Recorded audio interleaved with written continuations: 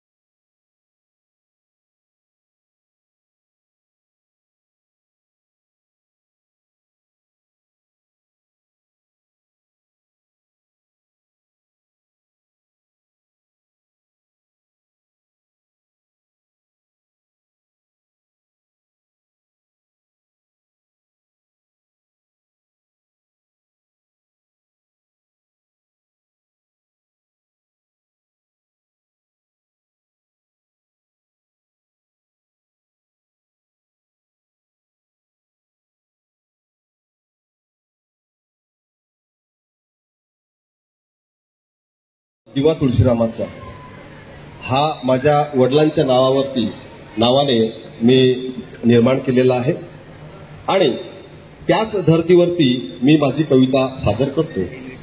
कवितेचं नाव आहे बाप हा बापच असतो. बाप हा बापच असतो. बाप म्हणजे अंतःकरणाने कठोर, रागीट आणि संतापी म्हणून मुलांसमोर उभा केला जातो. बालपणापासून मुलांमध्ये धाक भीती दाखवण्यासाठी घरात नेहमी बापच समोर आणला जातो. खरंच बाप एवढा कठोर असतो? परिवारासाठी ऊन पावसात तो रक्ताचं पाणी करीत असतो.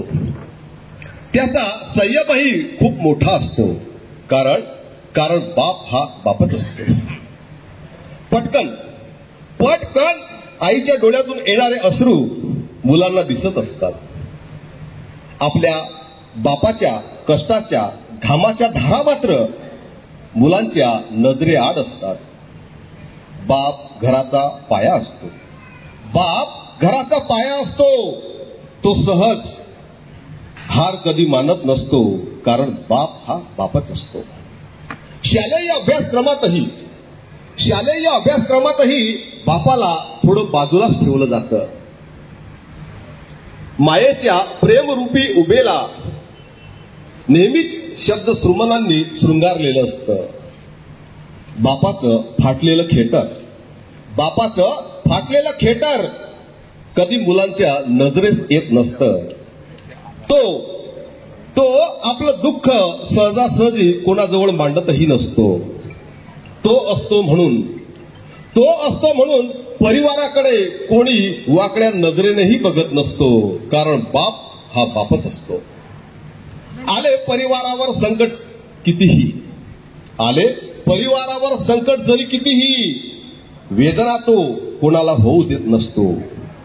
मुलांच्या चेहऱ्यावरील सुख समाधानात मुलांच्या चेहऱ्यावरील सुख समाधानात तो आपला आनंद व्यक्त करीत असतो. बापाची धावपळ आणि बापाच्या घामाच्या धारा मुलांच्या मात्र नजरेत कधी येत नसतात. बापाच्या कपड्यांना पडलेलं भोग मुलांना दिसत का नाही? तो सहज क्षुल्लक कारणावरून कधी अश्रूही बाहेर काढत नाही. तो सहज क्षुल्लक कारणावरून कधी अश्रूही बाहेर काढत नाही. त्याच्या अश्रूंना पाना फुटतो. जेव्हा सहनशीलतेचा अंत होतो तेव्हा त्याच्या अश्रूंना मात्र पाना फुटत असतो. तो सहज अश्रू सहजासहजी कधी ढाळत नसतो, कारण बाप हा बापच असतो. मुलींना बाप हा कधीच समजलेला असतो. वास्तव परिस्थिती आहे. मुलींना बाप हा कधीच समजलेला असतो. वंशाला दिवा हवा म्हणून जो तो मनोकामना करीत असतो मुलगा व्हावा याच्यासाठी. ज्याला बाप नसतो त्याला बापाची किंमत समजलेली असते. काही मुलांना बाप लवकर कळत नसतो. काहींना बाप मेल्यावर बाप कळत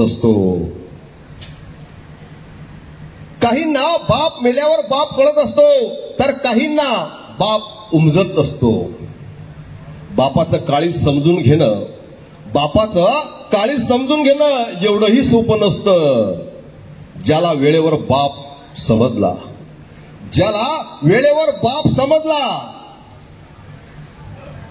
त्याला कसल्याच गोष्टीची कमतरता येत नसते. समोरून वाघ नाग जरी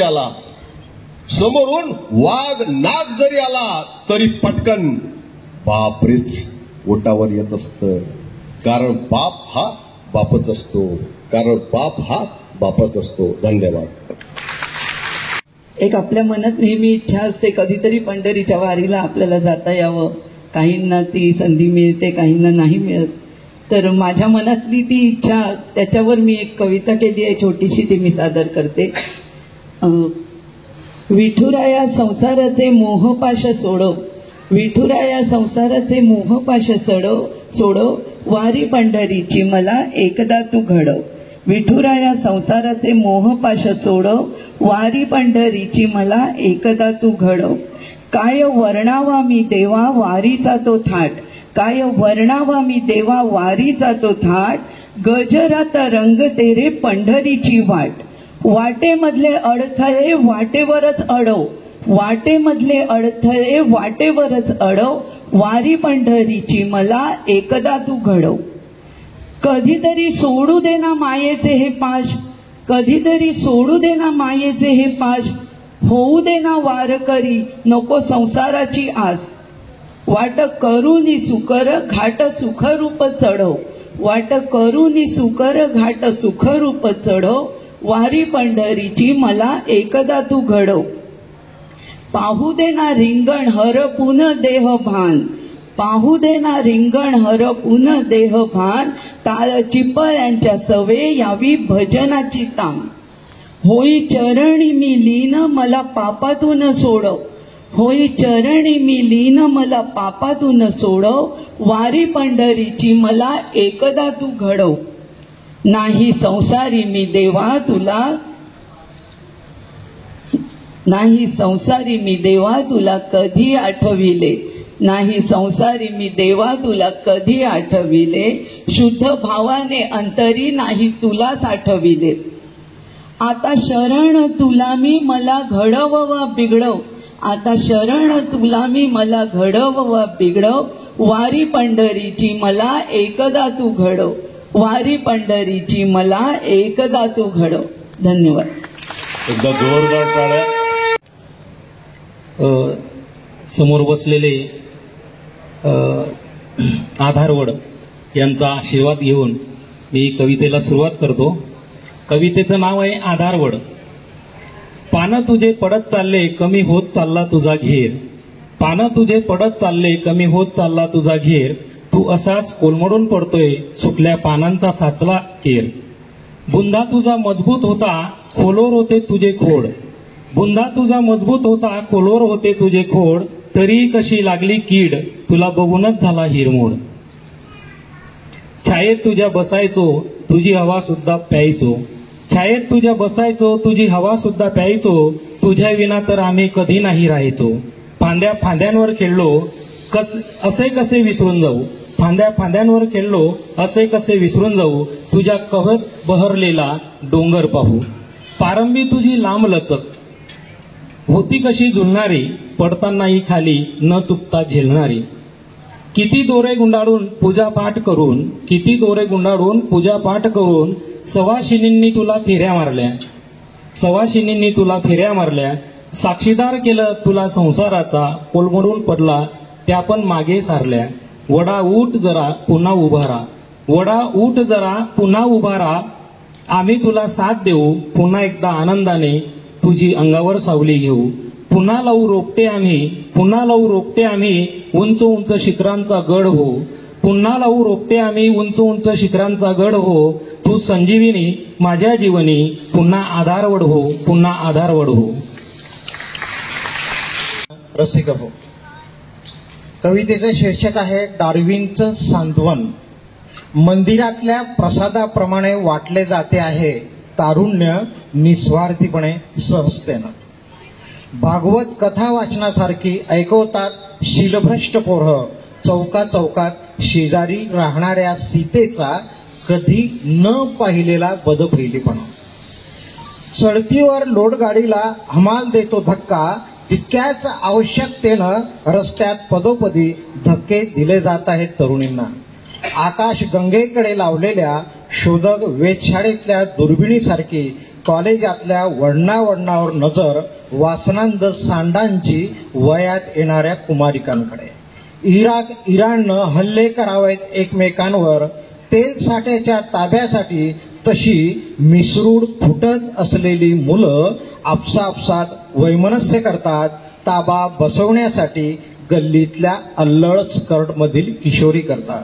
पुरुषांच्या खांद्याला खांदा लावून हरेक क्षेत्रात अग्रेसर राहणाऱ्या स्त्रियांवर बलात्कार करून जीवन उद्ध्वस्त करणाऱ्या षंडांनाच नव्हे तर पुरुषी अहंकाराची बीजं जोपासणाऱ्या तमाम पुरुषांनाच प्रथम आदिमानव बनवले पाहिजे नव्याने. तेव्हाच पुरुष जातीची प्रगती होणार. तोवर मी डार्विनचं सांत्वन करीन. तोवर मी डार्विनचं सांत्वन करीन. मध्ये नाही एका मागे टोचता काही नाही. शंकरपाय कळत बाई तुटता तुटे ना. लाडू कसा रुसला झाला फुटता तुटे ना. तेल चोळेल चिवडा. दिवाळीनंतर 5-6 दिवसांना तेल चढतं. मग तेल चोळेल चिवडा आणि गैरे तिथे शेव. माई फसते गंमत समोरच्याले शेव अजून खाईया. माणूस म्हणतो बाईच्या हातचा दराबा खानात पडीत भाऊ. बाईच्या हातचा दराबा खानात पडीत भाऊ. तो डालडा मैद्याचा राहणा सांगा कसा खाऊ. खाल्लं तर पस्तावा नाही खाल्लं तर वांधा. म्हणून दिवाळीले घरच्या घरी रांधा पाहुण्यानं करा. धन्यवाद दादा.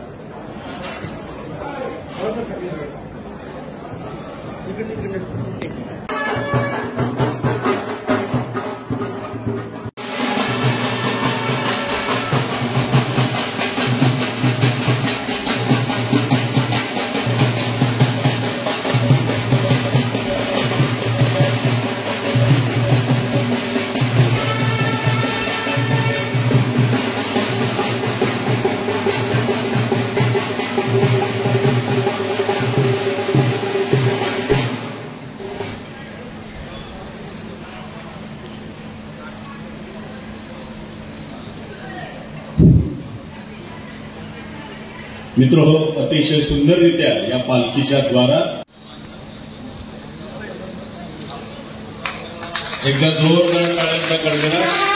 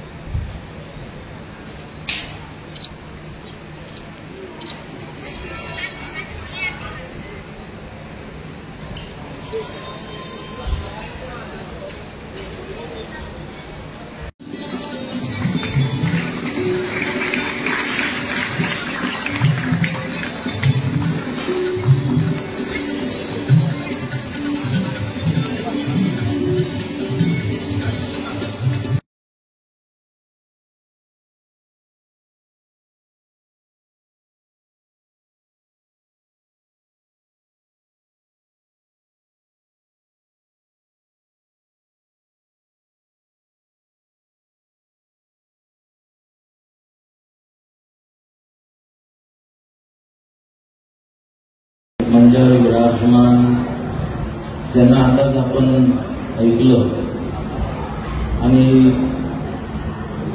जेव्हा ते आपल्या या सांसारिक जीवनाविषयी बोलत होते गमतीच्या माध्यमातून, आणि असं पण एरवी जेव्हा आम्हाला भेटायला पती येतो आणि तो पत्नीची कंप्लेंट करत असतो किंवा पत्नी येते आणि ती पतीची परिवाराची कंप्लेंट करत असते, तेव्हा आमचा आत्मविश्वास आणखी वाढतो आणि असं वाटतं की आपला जो निर्णय आहे तो 100% योग्य आहे. मला तर मागे एक भगिनी आली, म्हणे महाराज मला असा आशीर्वाद द्या, मुझे ऐसा आशीर्वाद दो कि मेरी समझदार लड़के से शादी हो जाए, समझदार आदमी से शादी हो जाए. मैं मतलब ये होगा ही नहीं तो आशीर्वाद देने का कोई कारण ही नहीं. बोले क्यों, मेरी शादी समझदार व्यक्ति से क्यों नहीं होगी? मैं बोला नहीं होगी तो मैं आशीर्वाद दे नहीं सकता. बोले क्यों, मेरी शादी समझदार आदमी से नहीं होगी. मैं कहा समझदार आदमी तो कभी शादी नहीं बनाता.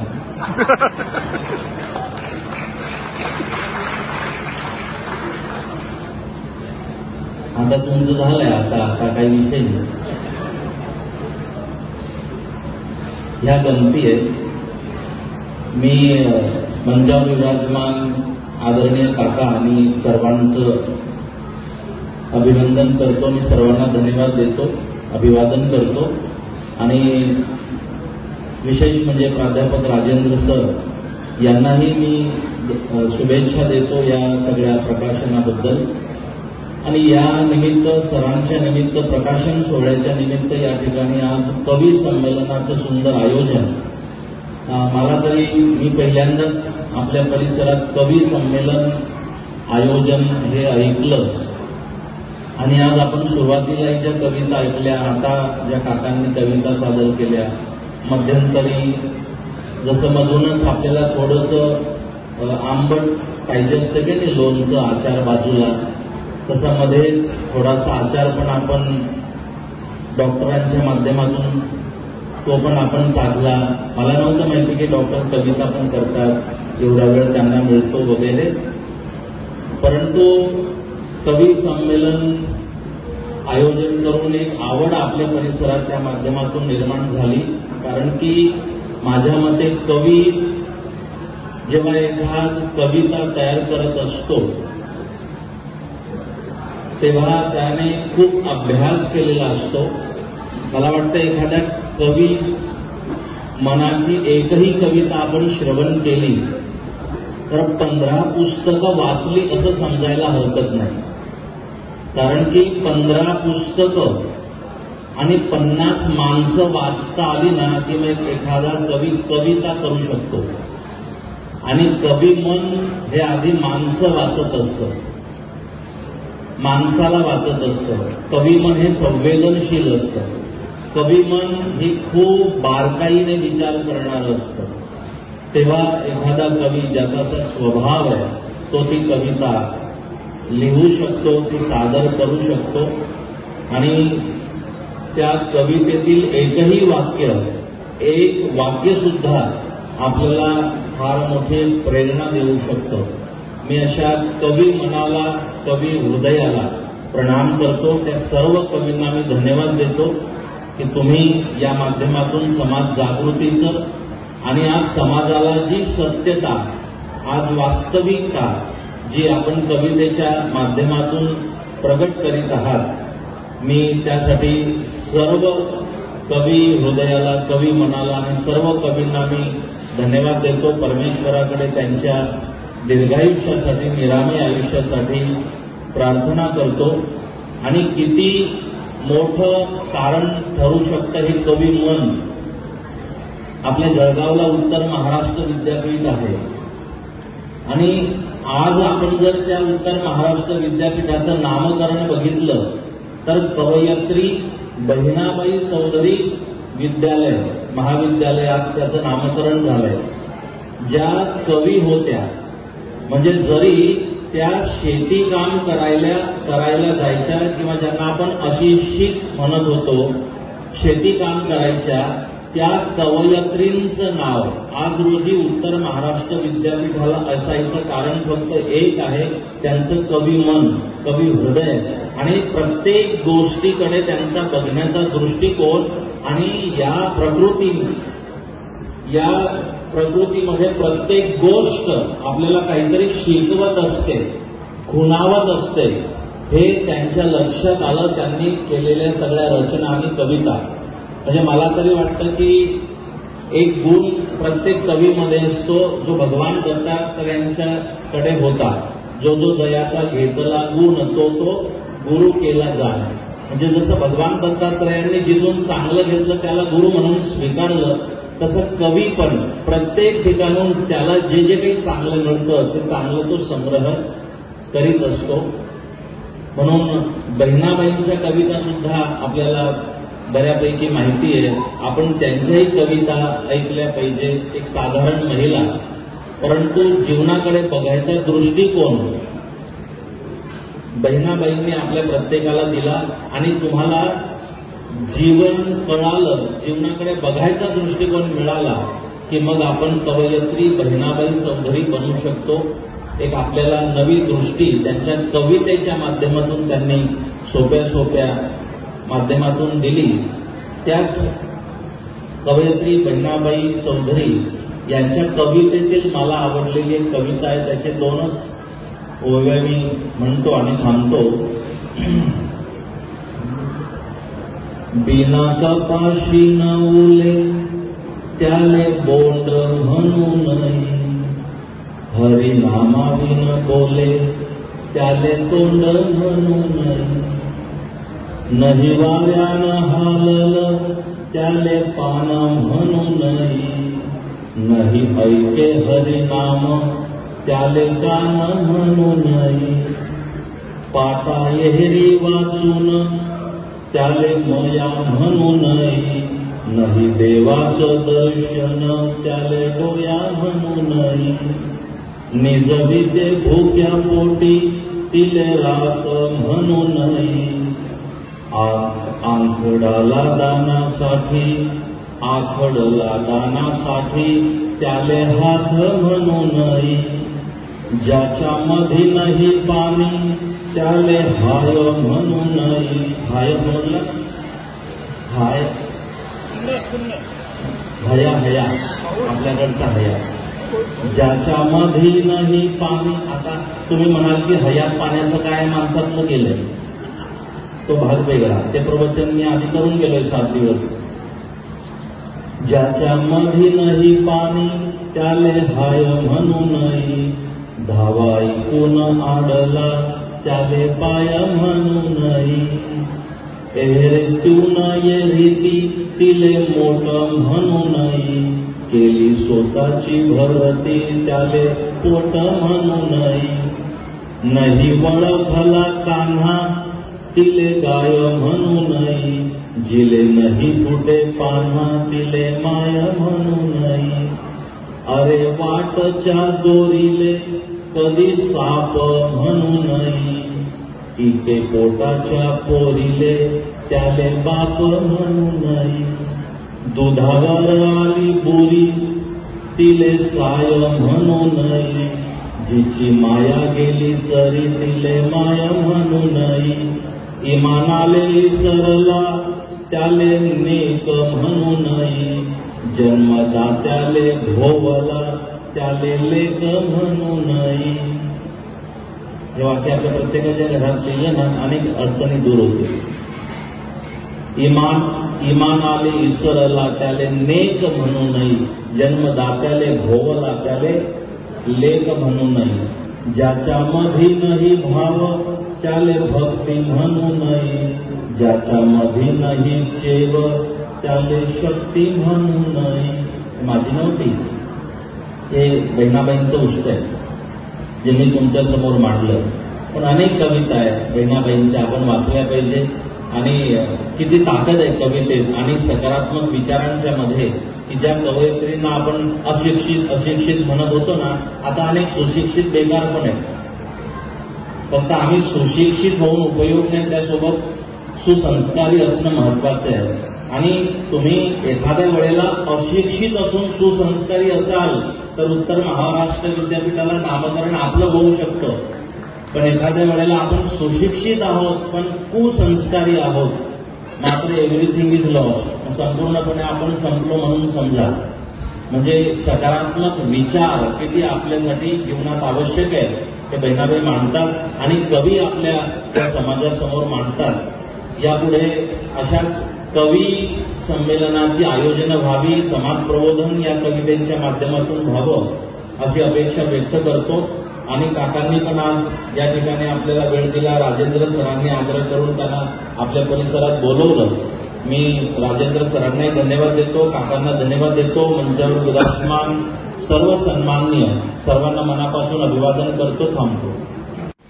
की जिथे काल रात्री मी आलो पण केळींच्या बागा नाही बघितल्या, आणि आज सकाळी जेव्हा आलो तेव्हा इतकी केळी, बाप रे बाप, म्हणजे असं मी कधी आयुष्यात एवढं फुललेलं. आणि गंमत अशी की इतर ठिकाणी मी केळीच्या बागा बघितल्या पण त्याची पानं फाटलेली असतात.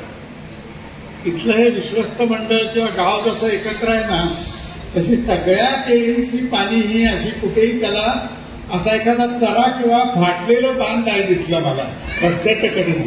खरोखर मी आता तो ओणम खाल्ला, केरळचा ओणम सण असतो आणि तो सण तिथे लंडनमध्ये हॅरोला, तिथे असा आडव्या पानावर त्यांनी काल जसं त्यांच्या घरी मातोश्रींनी भरीत आणि वडे पुरी असं जे बेत केला होता, ते जसं केळीचं पान होतं तर ते इथे खूप स्वस्त. कुणी जाऊन पुण्याच्या बागेतली पानं फिरून या इतका जो एक सहभाव आहे, तर तिथे मात्र ते एका पाऊंडाला किंवा म्हणजे 60-70 रुपयाला एक पान मिळतं.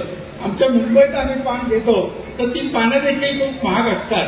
पण इथे एवढी केळीची पानं, मला स्वतःला असं वाटतं की गेली 20 वर्ष मी साधारण जून महिन्यापासून ते दिवाळीपर्यंत लंडनमध्ये असतो. तिथे अनेक ठिकाणी दुकानात गेलं की मग ते टेस्को असो, सेन्सबरी असो, अशी जी मोठी दुकानं असतात त्यामध्ये केळीचा असा तो घड असतो आणि मुलांना केळी तर द्यावीच लागतात. ती केळी जेव्हा आणतो तेव्हा मला लहानपणापासून खाल्लेली ती जळगावकडची ती केळी जी आहे ती माझ्या डोळ्यासमोर येतात. आणि आज त्या केळींच्या या वनामध्ये, केळ्यांच्या प्रदेशात, नंदनवनामध्ये मी आज इथे आलोय. माझं भाग्य आहे, खरोखर माझं भाग्य मी समजतो की ही जी केळी आहे, म्हणजे आपल्याकडे पूर्वी म्हणा माझे हात काय केळी खायला गेलेत का, तसं जगातल्या सगळ्यांचे हात हे रावेर भागातल्या या भागातली केळी खायला जाऊन अशी ही सदिच्छा मी व्यक्त करतो या निमित्ताने. सगळी केळी ही जगभर पसरवत आता ती मिडल ईस्ट पर्यंत जात आहेत, पण टिकवण्याची क्षमता, प्रिझर्वेशन या अनेक यांच्यानी विज्ञान तंत्रज्ञान इतकं पुढे होत चाललंय की ही जी केळी आहे ती अगदी अमेरिकेपर्यंत जावं अशी मी सदिच्छा प्रकट करतो. किंवा कामदेव महाराजांकडे अशी जी इच्छा प्रकट करतात अनेक जे कालपासून मी वाचतोय, तर तशी इच्छा प्रकट करतो आणि ही केळी जगभर पोहोचतो. हे जे म्हणजे विटॅमिन कॅल्शियम जे देतात ते कॅल्शियम सर्वत्र जावं अशी सुरुवातीला मी ही माझी इच्छा प्रकट करतो. मला इथे यायला मला गंमत अशी वाटली की हे जे कामसिद्ध किंवा कामदेव हे जे देवाचं मंदिर आहे, माझ्या आयुष्यामध्ये मी अनेक ठिकाणी जाऊन आलो, अनेक देवदेवता बघितल्या. आता तर मी संबंध तिरुवनंतपुरम काय, रामेश्वरम काय किंवा मीनाक्षी मदुराई ही सगळी देवळं बघून आलो, किंवा कोणार्कची वगैरे देवळं गेल्या वर्षी गेलो. अशी सगळी भारतातली आणि अनेक ठिकाणची देवळं बघून आलो. पण या देवाचं नाव मी इथं आल्यानंतर पहिल्यांदाच ऐकलं. मी काल जे काही पुस्तकामधल्या अनेक ज्या काही हकीकती काल रात्री प्रत्यक्ष आमच्या अध्यक्षांनी मला ज्या सांगितल्या त्या अचंबित झालं. खरं तर सांगायचं ना तर या जशा अनेक सत्पुरुषांबद्दल गेली 10-1 वर्ष किंवा त्याहून अधिक काळ जशा मालिका येत आहेत ना, तशी एक मालिका या देवळाबद्दल, या देवाबद्दल, कामसिद्ध महाराजांच्या संदर्भातले जे जे काही श्रद्धा, अंधश्रद्धा वगैरे याच्या पलीकडे जाऊन मी म्हणतोय. याचं कारण असं की आपण रोज त्या टीव्हीवरती अनेक ठिकाणच्या अनेक चमत्कार जर आपण बघत आहोत, तर इथले जे काही लोकांनी अनुभवलेले चमत्कार आहेत ते सुद्धा जगापर्यंत पोहोचायला काय हरकत आहे, असं माझं स्वतःचं मत आहे. ते मी आपल्या इथे मांडलं आणि ते काही दिवसात प्रत्ययाला येईल असाही मला महाराजांच्या उपस्थितीमध्ये मी असा आत्मविश्वास प्रगट करतो की त्याचं जे नाव दुमदुमलेलं आहे, काम हा संबंध मानवी जीवनातला धर्म, अर्थ, काम, मोक्ष यातली महत्वाची गोष्ट आहे. आणि ते जर बिनसलं तर काय होतं की आज आपल्या जागोजागी फॅमिली कोर्टामध्ये जे वकील दिसत आहेत ना, तर ती मुलगी मला म्हणाली, काय का तू पुढे काय करणार? तर म्हणे मी लॉ करते. मग पुढे काय करणार? हो म्हणे मी फॅमिली कोर्टामध्ये प्रॅक्टिस करणार. म्हणजे 10 मधले 6 विवाह हे आत्ताच्या याच्यामध्ये, कारण शहरी भागामध्ये 6 विवाह हे असफल ठरतात असं एक. आणि जेवढे मानसोपचार तज्ञ वाढत आहेत याचं कारण काय आहे, तर 2 जीवांमधली जी असं विसंवाद आहे, तो विसंवादाचं जग आहे. तसं पाहिलं तर आमच्या इथं माय बसल्यात, केवढी मुलं त्यांच्या घरात 8-9 तरी भावंड प्रत्येक घरात असायचे. 4-5 भाऊ, 3-4 बहिणी.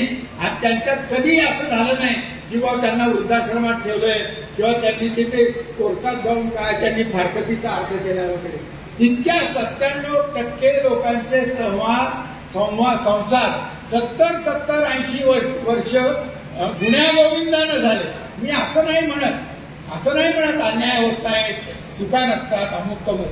पण आमच्या मागच्या पिढीमध्ये जी एक सामंजस्याची भावना होती, जे घर नावाची गोष्ट होती, ती एक मूल असताना देखील आमच्या या संबंध समाजामध्ये आज विसंवादाचं वातावरण आहे. हे इथं काय असं नाही, ते जगभर आहे. आणि त्यामध्ये महाराजांकडे मागायचं काय, तर आमचं सांसारिक जीवन, वैवाहिक जीवन हे सुखाचं होईल. तीच आजची खरी अडचण आहे. खरा देव हा इथं बसलाय असं माझं म्हणणं. इतर कुणाचे उपास करण्यापेक्षा, हे करण्यापेक्षा या देवाला साकडं घाला असं मी म्हणतो. आणि याच्याबद्दल विविध मासिकांमध्ये, विविध मालिकांमध्ये किंवा मीडियामध्ये कुठेतरी त्याच्याबद्दलच्या मुलाखती छापून येऊ अशी मी सगळ्यांना विनंती करतो. हे फार महत्वाचं असं देवस्थान आहे असं माझं स्वतःचं मत आहे. काम हा माणसातला मानवी जीवनातली एक अटळ अशी अपरिहार्य गोष्ट आहे. ब्रह्मचर्य हे फार अवघड असतं. हे अवघड असतं, ही तारेवरची कसरत आहे. पण कामजीवन नावाची जी गोष्ट आहे ती तुमच्या आमच्या संबंध जीवनाचा एक अविभाज्य भाग आहे आणि तो निरामयतेनं, शांतपणानं आणि अतिशय आनंदमय असा घडो, अशी मी त्या कामदेवाला, सिद्धाला प्रार्थना करतो. आता असं की मला बोलवलंय म्हणजे इथेही कवी संमेलनात मला वाटलं मला त्यांच्यामध्ये बसवतील. मला कविता, मी काही भाषण देणारा माणूस नाही बरं का. असं मी कविता, मला मध्यरात्री उठा तुम्ही, पण मी भाषण देईन, मी कविता म्हणेन, पण भाषण देणं ही काही माझी, मी गेली 40 वर्ष जगात अनेक ठिकाणी जाऊन कविता संमेलनं करतो, पण भाषण देणं ही काही मला जमत नाही तेव्हा करतो. अशा सगळ्या याच्यामध्ये इतका उशीर झालेला असताना तुम्ही मला ऐकायला अजून उत्सुक आहात आणि महाराज तर मला म्हणले तुम्ही तुमचा वेळ घ्या. पण तुम्हाला सांगतो, मी पुस्तकांबद्दल पहिल्यांदा राजेंद्रच्या आधीच्या पुस्तकाचंही प्रकाशन माझ्या हस्ते बोरिवलीला झालं. त्याला एवढी इथे जेवढी गर्दी आहे ना त्याच्यापेक्षाही जास्त गर्दी होती, खूप उशीर झालेला होता. तरी देखील त्याचे जे सगळे जीवलग आहेत ते सगळे जीवलग तिथे उपस्थित होते. मुंबई परिसरातली, अगदी नवी मुंबई किंवा बेलापूर इथपासून आलेली अनेक लांब लांबची कवी मंडळी तिथे आलेली होती. तेव्हा राजेंद्रचा आणि माझा एवढा परिचय देखील नव्हता. हा कार्यक्रम करायचं गेल्या वर्षीपासून चालू आहे. आत्ता ते जेव्हा ठरलं तेव्हा मी लंडनला होतो. हा कार्यक्रम कसा काय ठरेल नाही मला कल्पना नाही, कारण मी इथं आल्या आल्या चिकनगुनिया नावाच्या एका साथीला पशाडला गेलो होती आणि माझी पत्नी, आणि गेले 2-3 आठवडे मला अक्षरशः चालताही येत नव्हतं.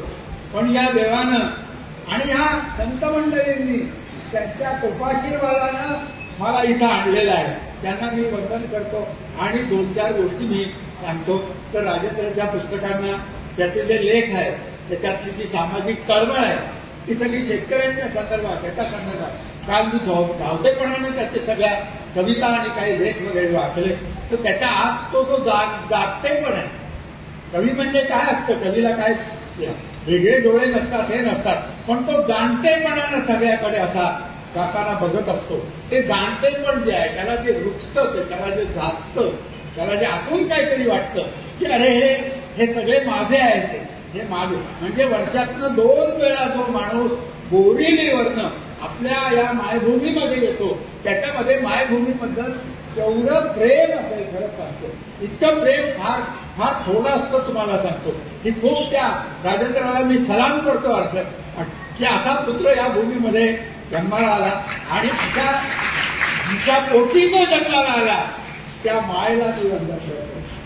बापाला तर त्यानं कवितेतनं सलाम केला, पण माय थोडीशी बाजूला राहिली. तर ती माय जी आहे ना त्या मायबद्दलची पहिली कविता सादर करतो.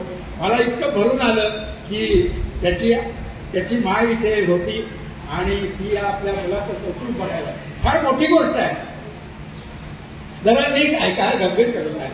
माय तूच असतेस घर, स्थापत्याचं नेसू बदलतेस काळाच्या पटरीवर, चिकण मातीनं लिंपलेल्या धाब्याच्या घराशी पाट्यावर मीठ मिरची वाटत, कधी डोक्यावर घट्ट उभी असतेस टांधाईसारखी कौलारू श्वास घेत, अथवा पावसाळ्यात पत्र्याच्या ताडताड वाजणाऱ्या घरात पाखडतेस पोरकिड्यांना राठ हातातली तू असतेस अग्नी. तू कुठेही सामावतेस रो हाऊस मध्ये गुंठ्यावर मोकळी ढाकळी आकाश न्याहाळत, कृतज्ञतेची सावली होऊन तू असतेस अग्निहोत्री.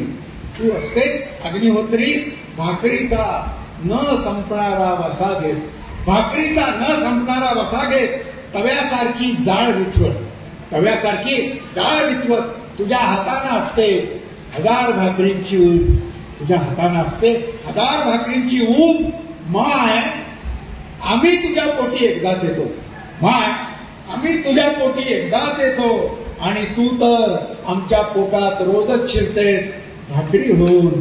तू तर आमच्या पोटात रोजच शिरतेस भाकरी होऊन. तुझी कळण्याची भाकरी पातळ खुसखुशीत. खानदेशाकडेच मी ऐकली ही कळण्याची भाकरी. तुझी कळण्याची भाकरी पातळ खुसखुशीत. तुझ्या भाकरीचे कळणे किती कठीण. तुझ्या भाकरीचे कळणे किती कठीण. तू स्निग्ध तेलासारखी पसरतेस भाकरीवर. आम्ही कृष्ण पक्षी तुझ्या भाकरीचा चंद्र गिळतो तिथी होऊन. तुझ्या भाकरीचा चंद्र गिळतो किती होऊन, माय खरंच तुझे तिखट गोड लागते. तू कान धरावा, रागे भरावे, धपाटा घालावा पाठी, आणि धुसमुसावे तुझ्या पदरात, धुसमुसावे तुझ्या पदरात. गालावरून तू बोटे मोडावे स्मिताना, आणि आयुष्याच्या फडक्यात तुझी भाकर चघळत बसावं, तुझी भाकर चघळत बसावं. आता थोडस हा भाग कसा, मिळवती नावाची एक कविता सादर करतो. महिलांचाच गौरव आहे बरं का, महिलांचाच गौरव करूया आपण.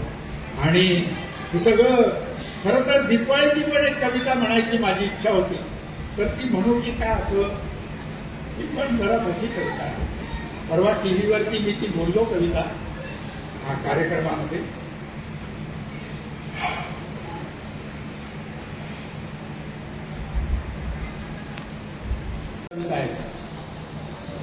महिला अत्यंत कोमल वगैरे असं म्हटलं जातं, पण मी रिटायर झाल्यानंतर माझ्या ध्यानात आलं, आदरणीय महाराज इथे बसले, पण सत्य सांगणं हे कवीचं कर्तव्य आहे. महिला इतकं क्रूर या जगात काहीच नाही. आमच्याकडे काय असतं, एक बॉलपेन असतं, महिलांकडे झारा, उलटणं, लाटणं, केवढी हत्यारं असतात तुम्हाला सांगतो.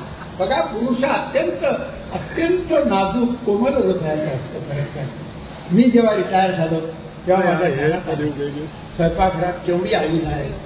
आणि खरंच सांगतो की त्या कविता मी गैरसमजापोटी लिहिली की कोमल वगैरे असं जे काय असतं ते सगळं खोटं. तुम्हाला सांगतो असं, अहो लग्न झाल्यानंतर काय गोडवा असतो, पहिले 2-3 महिने चहा घ्या ना, आणि लग्नाला 25 वर्ष झाल्यानंतर अहो चहा घ्या, हा स्वर कुठे जातो मला कळत नाही बरं का. आणि गड्याला चहा देताना रामू चहा देहो वा पुढून जाते वगैरे, कारण रामू निघून गेला तर दुसरा रामू मिळणं कठीण असतं. नवरा डोक्यात राग घालून गेला तर सगळे नवरे 4:30ला बोंबलत परत येतात. त्याचं कारण बिन साखरेचा चहा बाहेर कुठं मिळत नाही, बाहेर कुठेही मिळत नाही. तुम्हाला सांगतो असं, माझी पत्नी ही ज्युनियर कॉलेजची प्रिन्सिपल आहे, पण मला वाटलं शुद्ध लेखन घालते की काय, तर म्हटलं काय, तर ती म्हणते त्या मटक्या भिजत टाकल्यात, त्या 3दा पाण्यात निथळा, आणि घट्ट फडक्याला गाठ मारून त्याच्यावर वजन ठेवा, नशीब तुम्ही बसा असं नाही सांगितलं. हसू नका, माझ्यापेक्षा वाईट दिवस तुम्हाला येणार आहेत. तुम्हाला सांग, माझा शाप आहे, माझ्यापेक्षा जास्त कामं या पुरुषांना घरी करावी लागणार आहे. अशी सगळी गोष्ट. आणि पुरुष हा किती नाजूक असतो. आम्हाला जर ती मेथीची जुडी निवडायला दिली, आम्ही ती अशी फिरवतो, त्याची जुडी सुतळी सुटते का बघतो, नाही सुटत, पण आम्ही घाई नाही करत. महिला बघा असं मध्ये बोट घालून खसखस तोडतात, कलात्मकता नाही. पुरुष हा कलात्मक असतो. आम्ही ती मेथीची काडी आतनं काढून हे पान तोडू का हे पान तोडू, मुळात कशाला पान तोडायचं, जे निसर्गानं दिले ते पान का तोडायचं असा प्रश्न पडतो आम्हाला. महिला बघा, ती काडी घेतली, पानं एकीकडे, काड्या एकीकडे, पानं एकीकडे, काड्या एकीकडे, 10 मिनिटात त्या मेथीच्या जुडीची वाट लावून टाकतात. नारळ कसा खोतात बघितलाय तुम्ही कधी? परवा मला नारळ खोवायला दिला. आता इथं कार्यक्रमात बोलताना आमची मान वरती असते, पण घरी बघा सगळ्या नवऱ्यांची मान खाली असते. बायकोनं मला सांगितलं हा नारळ खोवून द्या. मी ती वाटी हातात घेतली आणि गेलो विळीच्या तिथे, पण विळीवर कसं बसायचं माहित नाही मला, मी उलटा बसलो विळीवर. तुम्हाला सांगतो अशा सगळ्या गोष्टी, हे सगळं त्या स्वयंपाकघरामध्ये किती क्रूरता आहे हे फक्त कुठलीही महिला लिहू शकत नाही. त्याच्यासाठी हळवा हृदयाचा पुरुषात जन्माला यावा लागतो. तुम्हाला पुरुष अत्यंत हळवा हृदयाचा असतो. भले महिलांना राग आला असला, मला इथनं तुम्ही कविता माझ्या थांबवल्या तरी चालेल, पुन्हा बोलवलं नाही तरी चालेल, पण सत्य सांगणं हे कवीचं कर्तव्य आहे. तुम्हाला सांगतो बघा, आता कविता बघा, खेळाची नाक खुपसून अंदाज घेत क्रूरपणे त्वचा सोडली जाते दुधी भोपळ्याची. कसं ते दुधी दुधी हलवा बनवायला कसं ते वाटीनं खरवडतात. खरंच सांगतो, म्हणजे बाजारात सुद्धा बघा, जर तुम्ही बाजारात गेलो, आम्ही त्या दुधी भोपळ्यावरनं असा हळूवार हात फिरवतो, बारीक लव असते त्याच्यावर. महिला बघा, त्या लेठाचा तिथे नख खुपसून बघता, निबर आहे का कवळा आहे. तुम्हाला हे माहित नाही, कारण बाजारात तुम्ही गलतीकडे बघत असता. तुम्हाला सपा असा चोरी चालवत कांद्याची कापाकाप चालली आहे, डोळ्यांची आगाग होते आहे, शाळ्या नारळावर कोयत्याने दरोडा घातलाय. भाजलं जातंय वांग. बघा, काल केवढे वांगी भाजून मला शिरा ते भरीत खाऊ घातलं. मला रडायला येत होतो, तुम्हाला सांगतो अक्षरशः. पण काय करणार, भूक लागली होती, त्यामुळे गपागप भाजलं मी. हे भाजलं जातंय वांग, निथळतंय त्वचेतून पाणी टपटप. साधं सुद्धा नाही, हे मी चोपटून वांग भाजतात. मला वांग भाजायला सांगितलं. एक तर पुरुष हळवार हृदयाचे, त्यात मी कमी डबल हळवा. मी ते वांग घेतलं, गॅसवर ठेवलं आणि बघवेना कमी असल्यामुळं डोळ्यावर हात ठेवून वांग फिरवत राहिलो. वांग निघून गेलं, हात भाजला. माणसाच्या दुःखावर इथं समोर बसलेले कवी आहेत. अनेकांनी कविता लिहिल्या आहेत, माऊलींपासून या इच्छापर्यंत. पण हे तुमचं वांग, दुधी भोपळा, याची दुःख वेदना मांडणारा जगातला मराठीतला तरी एकमेव कवी आहे. तुम्हाला जगदीशचंद्र बोस नंतर नायगावकर, असं परवा कोणीतरी तणतणते मोरी हा अखेरचा फडफडा, कडीपत्त्याच्या पंखांचा उकळत्या तेलात. बघा, चिवड्याला आधण करतात, तेल टाकून कडीपत्ता टाकतात, पचका भर, फडफड फडफड फडफड फडफड फुलपाखरं तडफडतायत असं वाटतं आम्हाला. आणि ही बाई त्या बाईला म्हणते, काय छान तापलाय भावना म्हणून.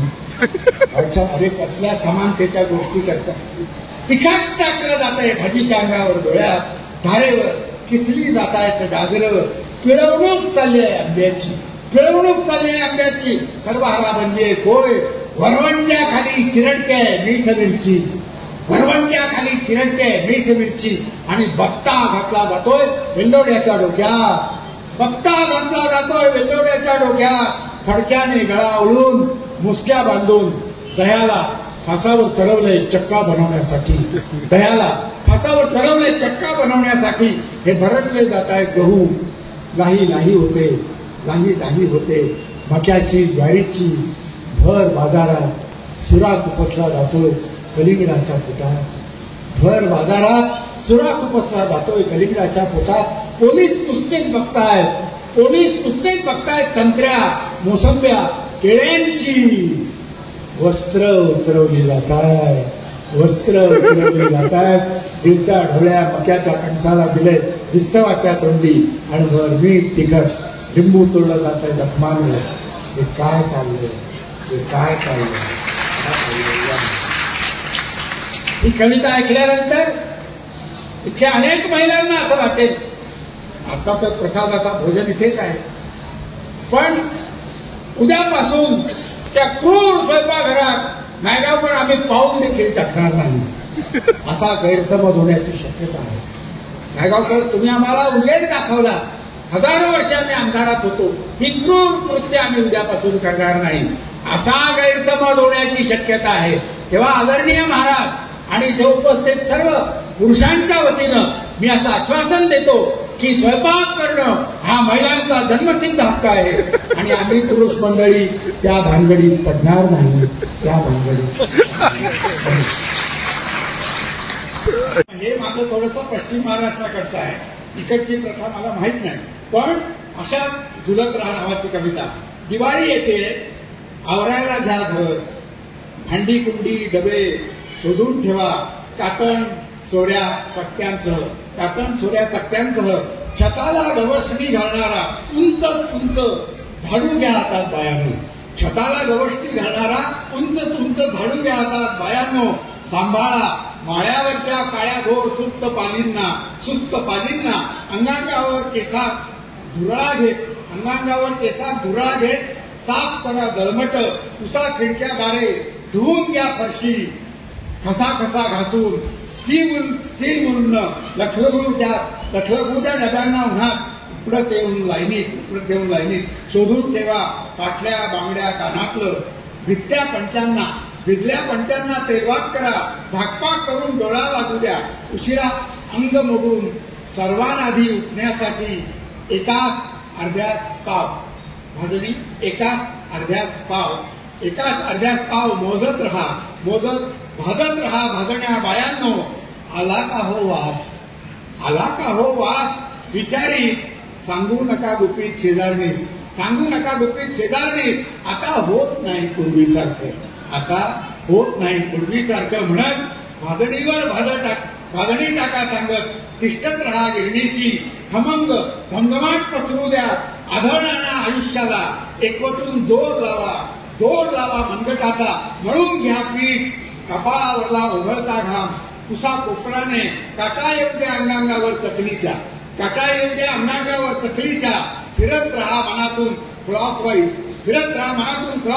बायांनो तळत राहा निथळा कान धरा कढईचा धाऱ्याच्या ठकठक लईत ठिपकत राहा थेंबासारख्या कुरकुरीत दातातून शिरापोटा खवाबंद डब्यात भरा सादळू नका उन्हा द्या पातळ पोह्यांना तुमच्या जुन्या पातळाच्या कुशीत उन्हा द्या पातळ पोह्यांना तुमच्या जुन्या पातळांच्या कुशीत वर खाली मंद आचेवर भाजत राहा कालथ्याने तापू द्या तरतरू द्या ते हळदी आहेत आज पोह्यांच्या थोडा काजू तुकडा सलज्ज गुलाबी झाक येऊ द्या खोबऱ्याला सर्वत्र पसरू द्या तिखट मीठ ढवळून काढा तळापासून पातेलं गरगरा फिरवत भराभर घाव घाला पुष्य म्हणत मैद्याच्या गोळ्यावर ठेचत राहा मोहन घड्यांवर घड्या घालत पदर येऊ द्या शुभ्र चिरोट्यांना पेडत राहा दुधी साखर हसू देऊ नका अनारशांना नाहीतर उगाच खसखस पिकेल सोसायटी भाजत राहा भेसर माखू द्या तुपाने हात घट्ट वळा ओलसर असा विसा साखरेसारख्या पहाटेला अभ्यंग घाला पाटावर बसवून उठण्याचा गंध पसरू द्या रंध्रात उदळा निरांजने सावकाश राहा देव घासून द्या ताट भरा फराळाची बायांनो असो नसो नोकरी तरीही घर तुमचेच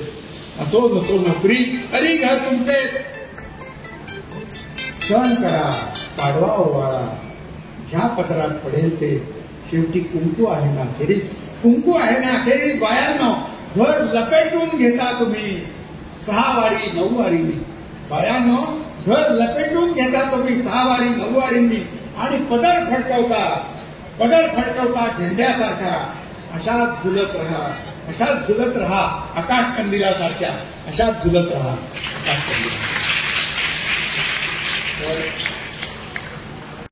लेवा जगत यूट्यूब चॅनलमध्ये आपले स्वागत आहे. आपल्या परिसरातील ताज्या घडामोडी बघण्याकरता आमचे चॅनल सबस्क्राईब करा आणि आपल्या मोबाईलवर बघा ताज्या बातम्या व कमेंट करून प्रतिक्रिया जरूर कळवा. बघत रहा लेवा जगत. धन्यवाद.